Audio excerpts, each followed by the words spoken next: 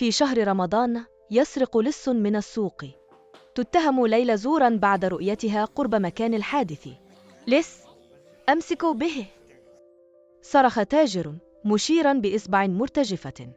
اتجهت كل الأنظار إلى ليلى التي وقفت متجمدة تمسك برغيف خبز في يدها. كانت قريبة من كشكي عندما اختفى كيس نقودي. تمتم التاجر ووجهه أحمر من الغضب. تمتم الحشد وصيامهم في رمضان يجعلهم سريعي الحكم. يا ليلى، هل هذا صحيح؟ سألت امرأة وصوتها ممزوج بالشك.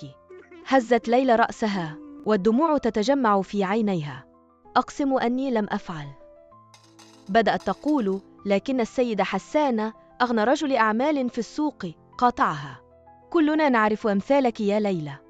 دائما تتسولين، دائما تبحثين عن طريقة سهلة للخروج.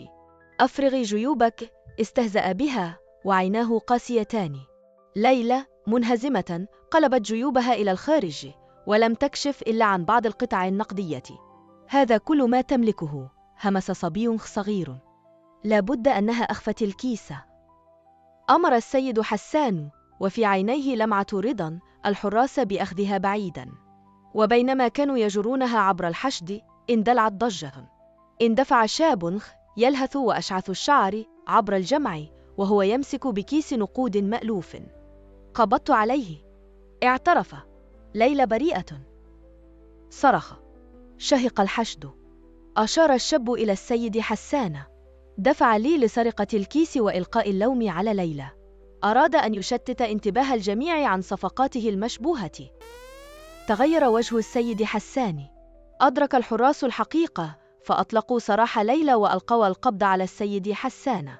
التفت الحشد وقد غمرهم الخجل إلى ليلى. نحن آسفون يا ليلى، قالت المرأة وصوتها مملوء بالندم. كان علينا أن نثق بك.